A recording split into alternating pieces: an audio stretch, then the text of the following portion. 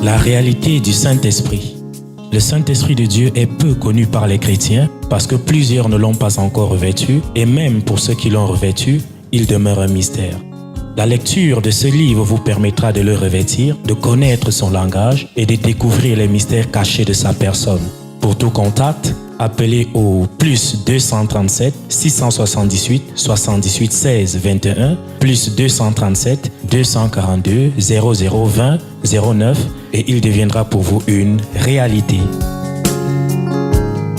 La réalité du Saint-Esprit, un livre écrit par le révérend pasteur Caleb Ngwa à Tangana.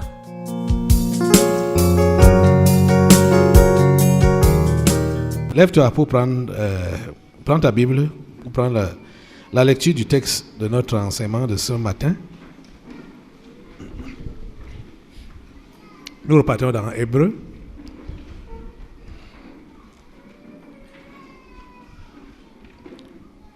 Nous avons besoin de comprendre ce phénomène de la foi en Dieu. Allons dans Hébreux 11 encore. Lisons le verset 6. J'ai dit on a lu 5 et 6, du moins 3 jusqu'à 5 à 6. On va seulement lire le 6 aujourd'hui. Là, il est écrit, « Or, sans la foi, il est impossible de lui être agréable, c'est-à-dire d'être agréable à Dieu. Car il faut que celui qui s'approche de Dieu croit que Dieu existe et qu'il est le rémunérateur de ceux qui le cherchent. » Prions le Seigneur. Notre Dieu, nous te remercions pour ta parole de ce jour. Bénis-la. Bénis tous ceux qui l'écoutent en ce lieu, ici au Tabernacle de la Liberté, et partout ce programme est regardé dans le monde. Seigneur, s'il te plaît, sois avec chacun et permets que tes enfants comprennent la leçon que tu as à leur donner. Seigneur, ouvre les esprits, ouvre les cœurs, dévoile, Seigneur, les cœurs de ce vieux manteau et enlève les écailles des yeux de leur cœur. Des yeux de leur cœur. Merci au Dieu parce que tu fais cela. Au nom puissant de Jésus de Nazareth, nous avons prié. Amen. Prenons place. Une fois, soyez les bienvenus au Tabernacle de la Liberté. Une fois de plus. Nous sommes en train de nous préparer pour entrer en Canaan, pour posséder Canaan, posséder le monde pour Christ. Et nous parlons de la nécessité de la restauration de l'esprit apostolique. Les apôtres de Christ et ses prophètes, que ce soit les anciens, c'est-à-dire avant la naissance de Jésus, ou ceux qui sont venus après sa naissance et après sa résurrection, tous fonctionnaient avec un même esprit. Et tous fonctionnaient par la foi. C'est pourquoi l'écrivain aux Hébreux a fait le rappel de tous ces gens de la foi depuis ceux-là même dont on ne connaît pas très bien l'histoire, comme Enoch par exemple. Je vois qu'Enoch est mentionné 3 fois seulement dans la Bible, par 3 auteurs différents, donc par Moïse dans le livre de la Genèse là, par l'écrivain aux Hébreux et par un autre écrivain là, je crois que ça doit être Jude, 3 fois seulement qu'Enoch est mentionné dans la Bible, mais son passage sur la terre a marqué l'histoire de la foi qu'on peut appeler l'histoire de la chrétienté. Quand je revoyais la vie d'Enoch, par exemple, je me suis rendu compte qu'à son époque, les gens vivaient près de 1000 ans. Et il était le premier à vivre seulement 365 ans. Or, il y avait des gens qui ont avoisiné 1000 ans à son époque. Les 962 ans, les 900 ans, 800 ans. Lui, il n'a fait que 365 ans. Et le rapport qu'on a fait de lui et des autres concernant la relation avec Dieu, c'était différent. Il y a d'autres qui ont vécu longtemps, mais on ne sait pas, ils n'ont pas marqué leur génération par leur piété. Mais lui, ayant fait seulement 365 ans, il a marqué toute l'histoire avec sa piété. Il y a plusieurs parmi vous là, plusieurs personnes, je vais même dire la majorité des gens qui peuplent la planète Terre, personne ne veut vite mourir. Vous voyez quelqu'un qui souhaite vite partir, vite mourir là, c'est parce qu'il a des problèmes, qui veulent le dépasser. Et parfois même, malgré ces problèmes, vous voyez, il y a d'autres, ils préparent même la corde, tout ça là, il veut mourir, après, il ne met plus, il ne se pend plus, ou il ne boit plus les comprimés, ou bien il fait semblant pour que les gens aient compassion de lui et comprennent que il voulait mourir, donc il faut une attention particulière sur lui. Soit il va donc se blesser. Il va couper les veines. Il sait que ça ne va pas, il va pas mourir, hein, il va perdre le sang, mais il aura attiré l'attention des gens de sa famille qui vont dire que maintenant là, celui-ci, il faut le prendre au petit soin, sinon il va mourir. Sinon il risque de se suicider. Mais il ne veut pas mourir en réalité. Les gens ne veulent pas mourir. Les gens veulent vivre. Et vous avez remarqué ça, que quand quelqu'un fête son anniversaire, on lui souhaite toujours longue vie. Vous avez déjà souhaité joyeux anniversaire à quelqu'un et vous lui dites que ça te suffit comme ça. Hein?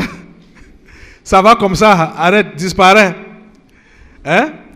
On souhaite toujours que Dieu te donne davantage de jours, d'années. Mais quand vous voulez vivre longtemps, vous voulez vivre pour qui? Vous voulez vivre pour quoi?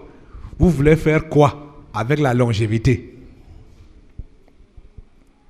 Vous voulez faire quoi avec ça? Aujourd'hui, je sais que je m'adresse aux gens avec des différents âges. Il y a des enfants, il y a des jeunes, il y a des personnes âgées. L'âge que vous avez maintenant là, depuis que vous êtes né, qu'est-ce que vous avez déjà fait d'important qui va marquer l'histoire? À l'âge que vous avez maintenant là, on peut se souvenir de vous par rapport à quoi? Qui marque l'histoire, qui va motiver d'autres personnes après vous. Mais si on vous dit maintenant, mourrez, vous allez dire non, je veux encore des jours, je veux encore des années. Vous ne voulez pas mourir. Vous ne voulez pas. Enoch n'a fait que 365 ans, alors qu'il y avait des gens qui faisaient le triple de son âge pendant son temps. Pendant son temps. Il y avait des gens qui faisaient le triple de son âge, mais ces gens-là, on n'a rien entendu d'eux concernant la chose de la foi ou la chose de Dieu. Mais lui qui n'a fait que 365 ans, il a marqué l'histoire. Au point où, dans la Bible, on fait mention de lui à 3 reprises. 3 auteurs différents parlent de lui à cause de sa foi. Jésus qui a marqué l'histoire du monde entier. Vous savez à quel âge il est mort? Il est mort à quel âge? 33 ans. C'est un enfant, non? 33 ans. sans femme, sans enfant, sans maison, sans lit, sans couverture, il est mort sans rien. C'est-à-dire tout ce qu'on peut nommer que propriété, bien matériel, Jésus n'avait rien. Il n'y avait que ces 5 habits. Il n'a même pas laissé ça comme héritage, mais ce sont les soldats qui ont volé ça. Les soldats qui l'avaient crucifié. Ils se sont partagés les 4 vêtements qu'il avait et la tunique. Ils ont tiré au sort pour savoir à qui ça devait revenir. Et vous voyez que toutes ces histoires sont passées dans la Bible comme dans l'anonymat. Mais vous vous rendez compte que la tunique là est sortie ici. Quand je me rappelle de ce culte, je dis Dieu là, il est fort. Très fort. Parce que je me rappelle très bien du déroulement du culte. Parce que dès que la prière avait commencé, les délivrances ont commencé, un esprit avait déclaré, aujourd'hui ce sera Toto tire Nama, Nama tire Toto. Je ne savais pas ce que ça voulait dire. Parce que ce dimanche-là, je suis venu, j'ai déclaré que aujourd'hui, c'est l'assaut final. Dès que j'ai dit ça, les esprits sont montés un peu de partout. À l'époque, c'était les tentes qui étaient dressées ici, dans l'espace. Les salles de classe étaient là-bas, les gens étaient dans les salles de classe. Et les esprits sont montés de partout pour bousculer tout ce qui était dressé ici comme tente. Dès que j'ai dit ça, qu'aujourd'hui c'est l'assaut final, et c'est le jour-là qu'on a récupéré le manteau. Le manteau que les soldats avaient tiré au sort.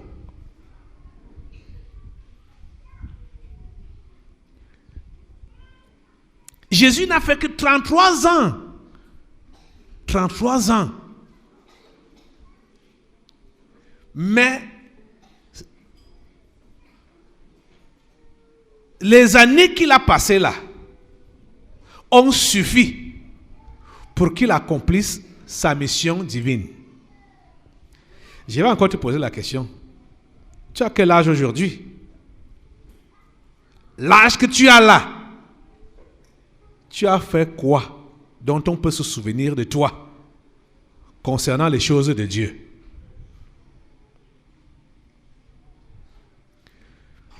Tu n'aimerais pas mourir maintenant, tu aimerais vivre. Mais on voit que les gens veulent vivre rien que pour eux-mêmes. Les gens ne vivent pas avec la mentalité de Dieu. Ils vivent avec leur mentalité, et la mentalité du bien-être et la mentalité de l'aisance. La mentalité de la sécurité matérielle, la mentalité de la sécurité financière, la mentalité de la grandeur. C'est avec ça que les gens vivent. Les gens ne vivent pas avec la mentalité de Dieu. C'est pourquoi ils veulent que leur vie se prolonge. Comme ils n'ont pas encore arrivé à atteindre leur objectif de la vie, ils n'ont pas besoin de disparaître maintenant. Parce qu'ils estiment qu'ils n'ont pas encore atteint l'objectif de leur vie ou de leur passage sur la terre.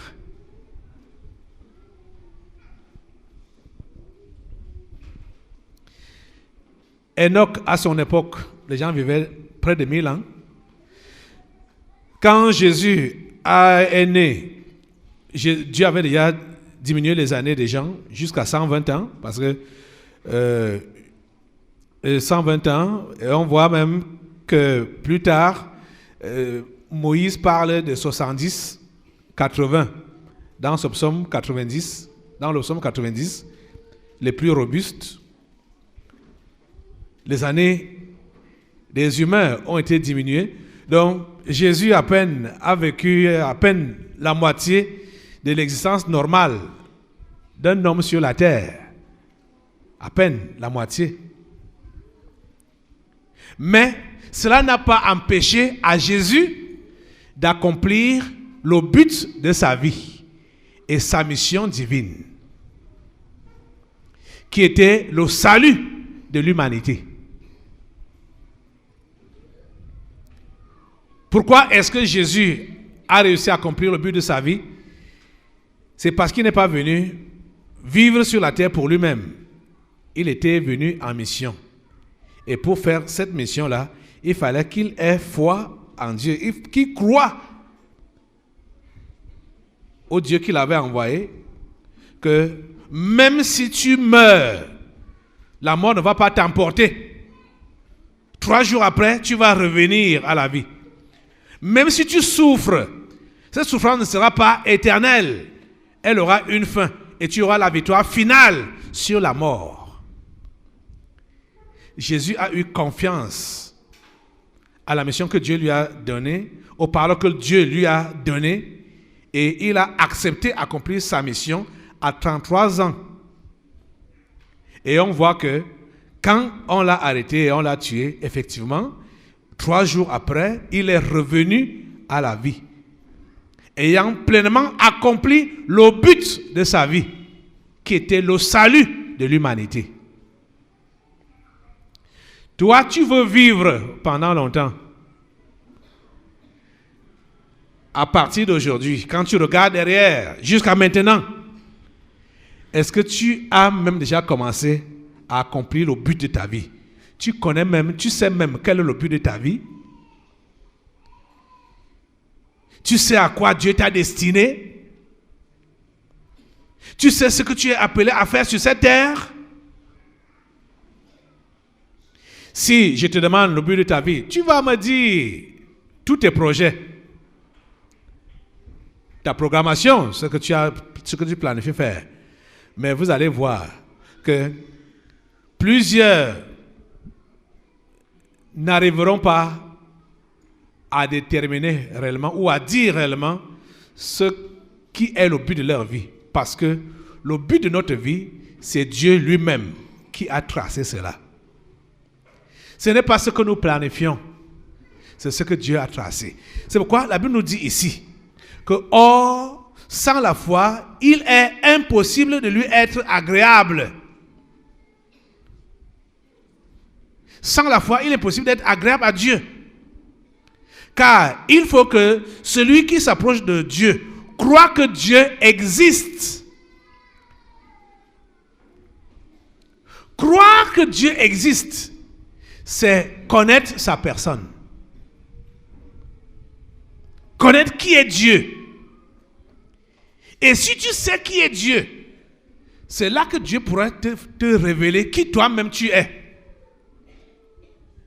Mais aujourd'hui, quand vous allez voir quelqu'un s'approcher de Dieu, ce n'est pas dans l'objectif de savoir qui est Dieu, ce que Dieu veut de lui, ou ce que Dieu veut de la vie.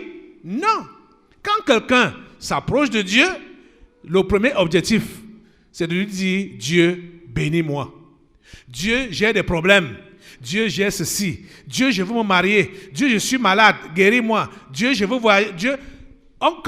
Vous entendez que quelqu'un s'approche de Dieu, c'est pour lui demander des choses. Ce n'est pas parce qu'il croit qu'il existe. C'est parce qu'il a des problèmes. Et il veut que Dieu résolve ses problèmes. C'est ça qui se passe partout. On ne s'approche pas de Dieu parce qu'on croit à son existence. Et son existence, ce n'est pas juste une existence gratuite. Quand on entend que Dieu existe, quelqu'un croit que Dieu existe. Ça veut dire quoi? Il sait donc que c'est lui qui est le suprême. Il sait que c'est lui qui l'a fait, qui l'a créé. Et comme il a créé certainement pour un but. Parce qu'on ne crée pas les choses pour rien. on a créé ce micro et tous ces appareils que vous avez là. Le haut-parleur a été créé pourquoi? Pour que quand je parle, ma voix se multiplie. Ma voix s'amplifie. C'est pour cela que ça a été créé. Hein? Chaque chose qui est créée pour un but. Dieu existe. Ça veut dire que il est celui qui contrôle tout l'univers, toi-même inclus. Et si c'est lui qui te contrôle, qu'est-ce qu'il veut donc de ta vie? Plusieurs ne s'intéressent pas à cela. Qu'est-ce que Dieu veut de ma vie? Qu'est-ce que Dieu veut de moi? Qu'est-ce que Dieu veut que je fasse? Ils ne s'intéressent pas à ça. Quand celui-là a un problème, tout ce qu'il veut, c'est que Dieu l'enlève de ses problèmes vite, vite, vite. Voilà comment plusieurs fonctionnent. Ils ne veulent pas entendre le conseil de Dieu ou suivre le conseil de Dieu. Ce qui les intéresse, c'est ce que Dieu doit faire pour eux. Tu as des problèmes, tu tombes malade ou tu as des difficultés, nommez tout ce que vous pouvez avoir.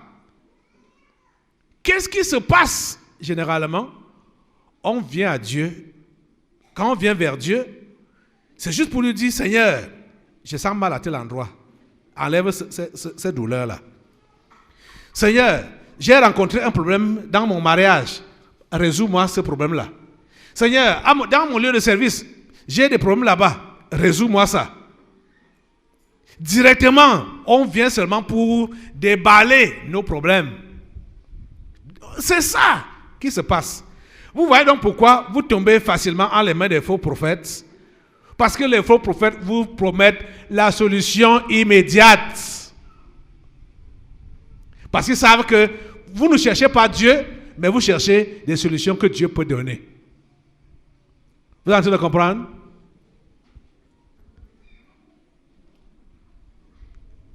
Quand tu es venu dans cette maison, ou quand tu as connu ce lieu, tu es venu dans ce lieu. Pourquoi? Pour chercher les solutions que Dieu peut donner, ou bien pour chercher Dieu. Plusieurs sont là pour chercher les solutions que Dieu peut donner. La majorité est venue ici là pour chercher les solutions que Dieu peut donner. Ils ne sont pas venus là pour chercher Dieu. Ils sont venus pour chercher les solutions que Dieu peut donner. C'est vrai, non? C'est vrai, non?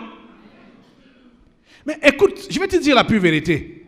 Dieu donne des solutions, mais ce n'est pas suffisant de ne prendre que des solutions de Dieu, sans prendre Dieu lui-même. Ce dont tu as besoin, je peux te dire la pure vérité, ce n'est pas de trouver rapidement la solution à ton problème. Dès que tu arrives ici, si tu es malade, que tu sois guéri là immédiatement. Si tu as des problèmes, que ces problèmes soient résolus là immédiatement. Ça ne va pas t'aider. Ce qui va t'aider, c'est de connaître le Dieu qui est annoncé ici. C'est le créateur du ciel et de la terre. Il a envoyé son fils Jésus-Christ pour se donner la mort à la croix pour toi. Les choses que tu peux connaître comme difficulté, comme problème, ce n'est que les conséquences de notre vie sale. La Bible dit que le salaire du péché, c'est la mort. Vous comprenez? Ce n'est que les conséquences de notre vie sale. Donc, tout ce que nous pouvons avoir comme problème sur cette terre, maladie, possession démoniaque, blocage, difficultés financières, difficultés sociales, difficultés familiales, même n'importe quoi, ce sont les conséquences du péché. Parce que s'il n'y avait pas de péché, on n'allait pas parler de ces mots-là. Et la solution au péché, c'est la mort et la résurrection de Jésus. Quand tu prends Jésus comme ton Dieu, comme ton sauveur, tu comprends que tu as pris la solution, les solutions de tes problèmes à la racine. Et tu fonctionneras. Parce que sur cette terre, on ne peut jamais fonctionner sans rencontrer des difficultés, sans rencontrer de l'opposition. Jamais. Mais quand tu as Jésus avec toi, tu sais que ce n'est plus toi qui va résoudre tes problèmes, c'est lui qui résout ça à ta place. Tu es en train de comprendre ça? Mais c'est l'erreur que plusieurs commettent. Que quand ils ont entendu que donnez vos vies à Jésus, ils ont entendu que venez recevoir la solution à vos problèmes. La réalité du Saint-Esprit. Le Saint-Esprit de Dieu est peu connu par les chrétiens parce que plusieurs ne l'ont pas encore revêtu et même pour ceux qui l'ont revêtu, il demeure un mystère. La lecture de ce livre vous permettra de le revêtir, de connaître son langage et de découvrir les mystères cachés de sa personne. Pour tout contact, appelez au plus 237 678 78 16 21 plus 237 242 0020 09 et il deviendra pour vous une réalité. La réalité du Saint-Esprit, un livre écrit par le révérend pasteur Caleb Ngwa à Tangana.